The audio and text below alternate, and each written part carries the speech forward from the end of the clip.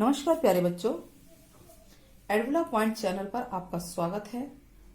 तो बच्चों, क्योंकि आपको पता है कि बोर्ड एग्जाम बिल्कुल ही पास है, मिशन 40 डेज का मिशन मैं आपके सामने लेकर आई हूँ, जिसमें बहुत ही इंपॉर्टेंट क्वेश्चंस, बिल्कुल निचोड़ के क्वेश्चंस जो हैं, एग्जाम के पॉइंट ऑफ व्यू से जो क्वेश्चंस हैं वो मैं आपको कराऊंगी। तो आज का दिन है डे 2।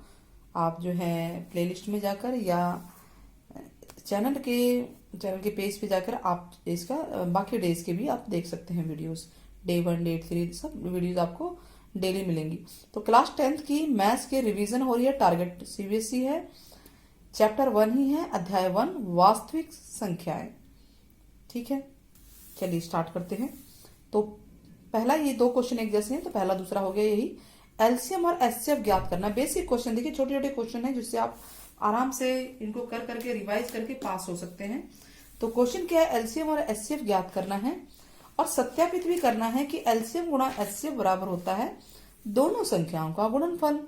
ध्यान दीजिएगा, जो ये चीज है ये एक तरह से आपके लिए फॉर्मूले का रूप भी काम कर रहा है, क्योंकि ये पूछ भी सकते हैं कि एलसीएम गुणा एचसीएफ बराबर दोनों संख्याओं का गुणनफल होता है। ठीक है, ये हमें सत्यापित भी करना है और ये ऐसे फॉर्मूले में भी यूज होगा। तो फर्स्ट क्वेश्चन हम लोग करते हैं। क्वेश्चन नंबर 1, हमें क्या निकालना है, एलसीएम और एचसीएफ। संख्या हमारे पास दे रखी है 26 और 91। ठीक है, 26 के गुणनखंड कीजिए, किससे पीछे 6 है तो 2 से जाएगा ना, 2 एकम 2, 2 तिया 6, बस 13 किसी से नहीं जाता। ठीक, वैसे 96 का कर लीजिए, पीछे 6 है तो ये भी 2 से जाएगा क्योंकि सम संख्या है ये। 2 चौके 8, 2 अटे 16, फिर 2 से जा रहा है ये। ठीक है, 96 नहीं, सॉरी 91 है यहाँ पे, 91। तो इसको आप, ये थोड़ा सा गलत हो गया, किससे जाएगा ये, 7 से चला जाएगा। 2 से तो जाएगा नहीं क्योंकि पीछे एक विषम संख्या है, तो 7 एकम 7, 7 तिया 21, उसके बाद अभी ये नहीं जाएगा। ठीक है, तो हम क्या देख रहे हैं कि 26 के खंड क्या है बेटा, 2 गुणा 13 और 91 के खंड आए हैं 7 गुणा 13। सवाल क्या पूछा है, एलसीएम और एचसीएफ निकालो। तो पहले हम देखते हैं एचसीएफ। ठीक है, हाईएस्ट कॉमन फैक्टर। तो एचसीएफ आएगा जो दोनों में कॉमन है, तो दोनों में कॉमन क्या है, 13, तो 13 इसका आंसर है। ठीक है, अब हम इसका एलसीएम भी निकाल लेते हैं। तो एलसीएम क्या होता है, जो कॉमन है उसको तो हम लिखेंगे ही लिखेंगे एक बार, और जो कॉमन नहीं है क्या बच गया, 2 और 7, इसको भी हम यहाँ पे उतार लेंगे। 7 गुणा 2, सब गुणा में रहेंगे। ठीक है, अब इसको गुणा कीजिए, 13 से 91 और 91 को 2 से कीजिए, 2 एकम 2, 2 नी 18, 182। ये तो हो गया सवाल जो पूछा गया, एलसीएम और एचसीएफ याद करो। उसके बाद सत्यापित भी करना है, तो चलिए सत्यापित करते हैं, जांच करते हैं या सत्यापन बोलते हैं जिसे, कि एलसीएम गुणा एचसीएफ। तो हम इधर लिखते हैं एलसीएम गुणा एचसीएफ। ठीक है, और इधर लिखते हैं दोनों संख्याओं का गुणनफल, दोनों संख्याओं का गुणनफल। तो दो एलसीएम कितना है, 182। ध्यान दीजिएगा, 182 और एचसीएफ है 13। अब इसको गुणा कीजिए, 182 को 13 से गुणा कीजिए। ठीक है, करके देखिए इसको। और यहां पे दो संख्याएं कौन सी हैं, 91 और 26, यही दो संख्याएं थी ना। 26 को 91 से गुणा करके देखिए, और ये दोनों बराबर आ जाएंगे। आप गुणा करेंगे, करके देखिएगा इसे, तो ये बराबर आएंगे। तो ये जांच हो जाएगा कि एलसीएम गुणा एचसीएफ बराबर होता है दोनों संख्याओं का गुणनफल। अब हम सेकंड सवाल ऐसे ही करते हैं, 404 और 96 का। ठीक है, तो ये बुक का सवाल था एक तरह से। अब अगला सवाल देखिए, 404 और क्या दिया हुआ है, 96 है ना, 96। 404 के खंड करते हैं, 2 दूनी 4, 0 आएगा, 2 दूनी 4, फिर 2 से जा रहा है, 2 एकम 2, 0, 2 एकम 2। अब 101 किससे जाएगा, ये नहीं जा रहा है। ठीक है। 9 96, 2 से 2 चौके 8, 2 अठे 16, फिर 2 दूनी 4, 2 चौक 8, फिर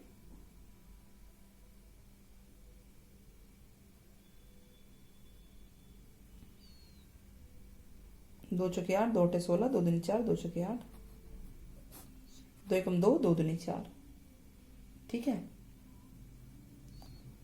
और फिर 2 छीक 12, 2 तिया 6, ये आ गया आपका 2 चौके 8, 2 अठे 16, 2 दूनी 4, 2 चौके 8, 2 एकम 2, 2 दूनी 4, ठीक है।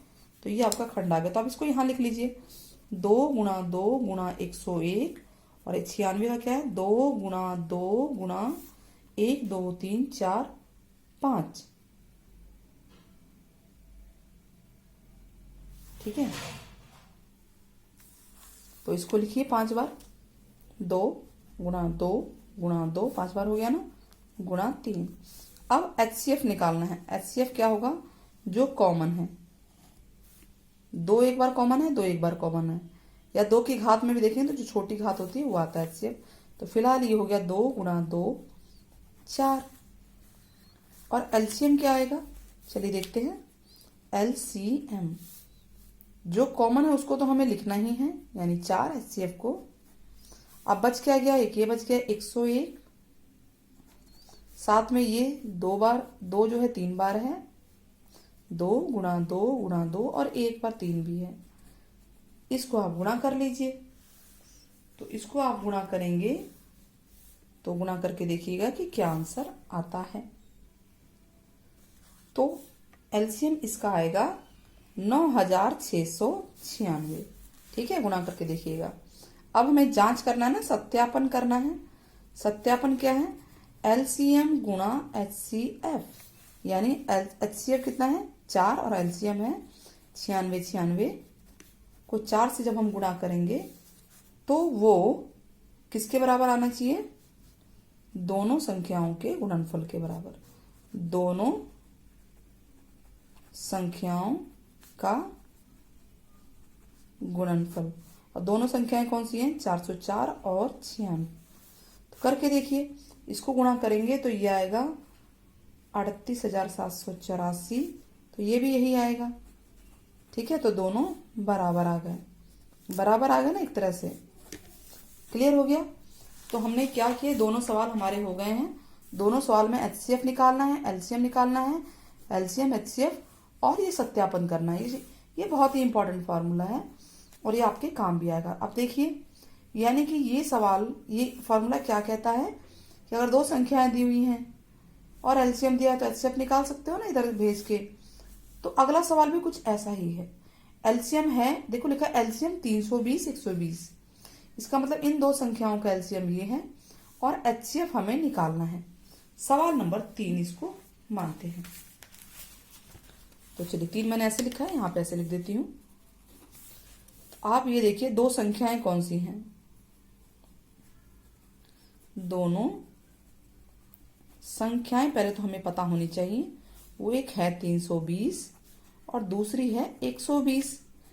एलसीएम ये है 960, दोनों संख्याओं का एलसीएम। अब हमें एचसीएफ निकालना है ना, एचसीएफ फाइंड आउट करना है। तो हम क्या लिखेंगे, एचसीएफ गुणा एलसीएम बराबर दोनों संख्याओं का गुणनफल, ठीक है। और ये हमारे पास नहीं है, ये कितना है 960, बराबर यही लिखा जाएगा। तो एचसीएफ क्या आ जाएगा, दोनों संख्याओं का गुणनफल, यानी दोनों संख्याएं क्या है, यहाँ पे 320 है गुणा 120 आप लिख लीजिए। तो 320 गुणा 120, ये गुणा में है, इधर आके भाग में हो जाएगा, ठीक है। 0 से कोई भी 0 काट लीजिए। 12 एकम 12, 12 अट्ठे 96, 8 एकम 8, 8 चौके 32। तो कितना आ गया हमारा एचसीएफ, एचसीएफ आ गया 40। ये हमारा आंसर है। क्लियर है। चलिए अब सवाल नंबर 4, अभाज्य गुणनखंड विधि। ध्यान दीजिएगा, कौन सी विधि है? अभाज्य गुणनखंड। जो हम विधि गुणनखंड कर रहे हैं उसके द्वारा एलसीएम और एचसीएफ तीनों संख्याओं का, अब 3 संख्याएं हैं 12, 15, 21। क्वेश्चन नंबर 4, 12, 15, 21, इनके आप गुणनखंड कीजिए। 12 का क्या आएगा? 2 गुणा 2 गुणा 3। 15 का होता है 3 गुणा 5 और 21 का होता है 3 गुणा 7। ऐसे गुणनखंड आपको करने हैं। क्लियर है?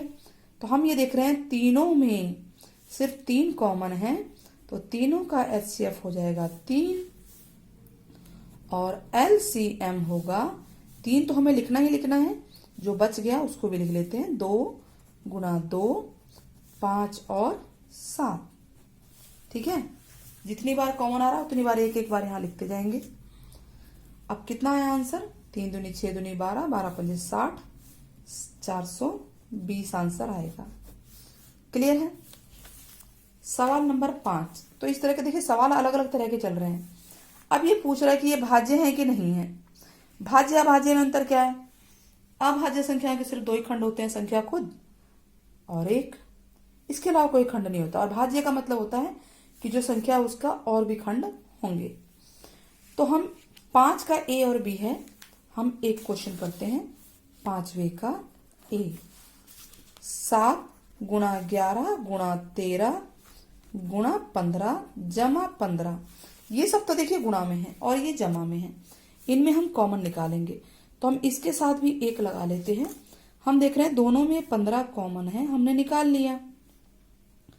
ठीक है, तो बचा क्या अंदर ब्रैकेट में? 7 गुणा 11 गुणा 13 जमा 1। ठीक है, अब इसकी मर्जी। अब देखिए 2 खंड तो हो ही गए, साफ दिख रहा है। गुणा करना है, गुणा कर लीजिए जो मन करे। जैसे यहाँ पे 77 हो गया, 77 को 13 से कीजिए और उसमें 1 जोड़ दीजिए। फिर भी हमें 1 खंड और एक यहाँ खंड दिख रहा है, 2 खंड दिख गए, तो हम लिख देंगे। आप इसको सॉल्व कीजिएगा, यह भाज्य संख्या है। क्लियर है? तो इसी प्रकार से ये वाला सवाल होगा, इसको करके आप कमेंट में जरूर बताइएगा। अब आता है क्वेश्चन नंबर 6। क्वेश्चन नंबर 6 क्या कह रहा है? 9 की घात n, यही कह रहा है ना।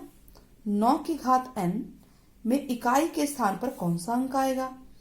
ठीक है, जिसमें कि n प्राकृतिक संख्या है। ध्यान देना है, n एक प्राकृतिक या प्राकृत संख्या है।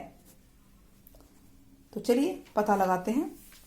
सवाल नंबर 6, 9 की घात n है, सॉरी n। तो n का मान प्राकृतिक है तो 1 2 3 4 रखते जाते हैं। ठीक है, n बराबर 1 रखेंगे तो क्या होगा? 9 की घात 1, 1 आ गया, 9 आ गया इकाई का अंक। इकाई का अंक यही है ना। n बराबर 2 रखेंगे तो 9 की घात 2, 9 की घात 2 मतलब 9 गुणा 9, 9 में कितना होता है? 81। तो इकाई का अंक क्या आया? 1 आया। n की घात 3 रखिए तो 9 की घात 3। ठीक है, 9 की घात 3 कितना होगा? 9 गुणा 9 गुणा 9। तो आप देखेंगे 9 में 81 है कि यहाँ पे भी इकाई का अंक जो है 1 आने वाला है। चाहे सवाल में जो भी आंसर आए इकाई का 9 आने वाला है। ठीक है, ऐसे ही 9 1 9 1 यही आएंगे। तो हम ये देख रहे हैं कि इकाई के स्थान पर या तो 1 आएगा या 9 आएगा। तो लिखेंगे क्या हम लोग? इकाई का अंक 1 या 9, ये आंसर होगा। आए समझ में? इस तरह का सवाल आता है, फुल मार्क्स हो गए।